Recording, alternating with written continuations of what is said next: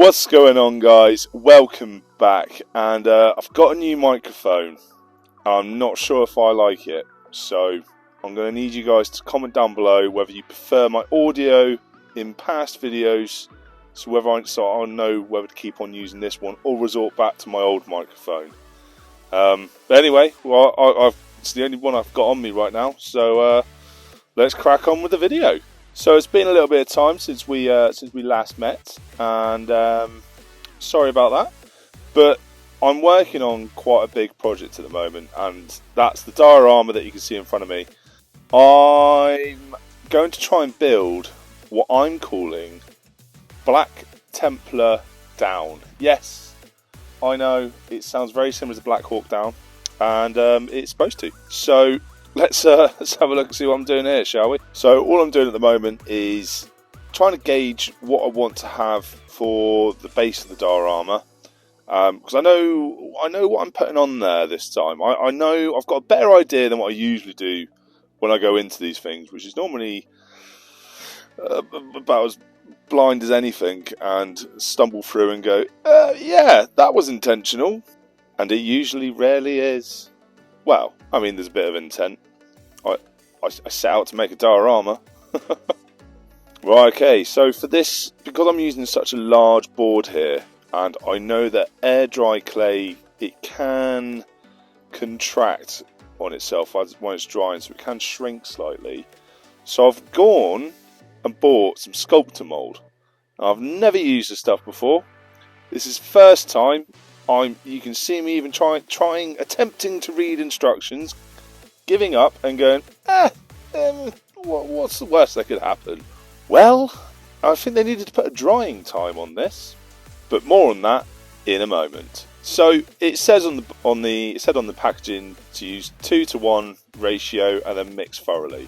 So I've used this cup, and that's the measurements we're going with. And mix thoroughly, I can do that. So I got my hands in, sloshed it all about, and it seemed, yeah, I really liked the texture of it. I really liked the consistency of it. It started off so well. It was like the Promised Lands. I could see it there. I was like, oh, this might replace my air dry clay. If it wasn't for the workable time of it, because as you're going to see here, I've sped it up. But this was 2 minutes in which I had left it alone, come back to it, and it was a totally different beast, the way of working with it.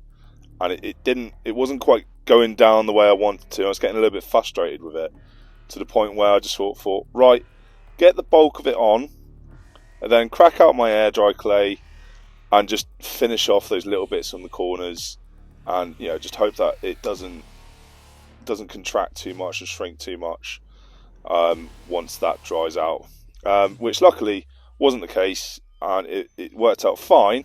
So I would probably say, if you're going to use this, you need to be a little bit quick about it.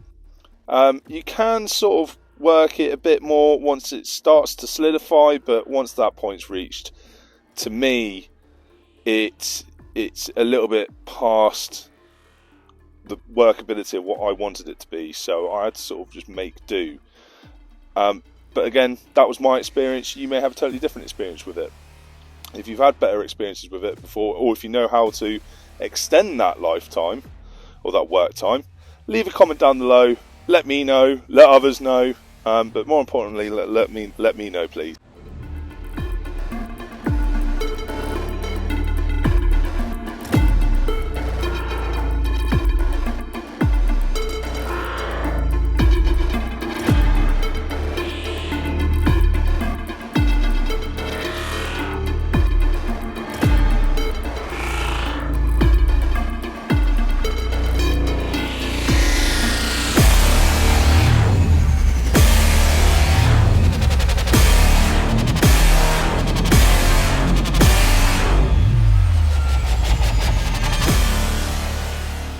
So the main premise of this is it's going to be a QRF coming in to drop off a medevac team to get the Black Templar out, perform provisional first aid on him, stabilise them, getting back into what modern militaries would do, where they'd probably use either a Merlin or a Chinook in order to drop off a small unit of men in which to secure the area if the area hasn't already been secured, to then bring back the wounded.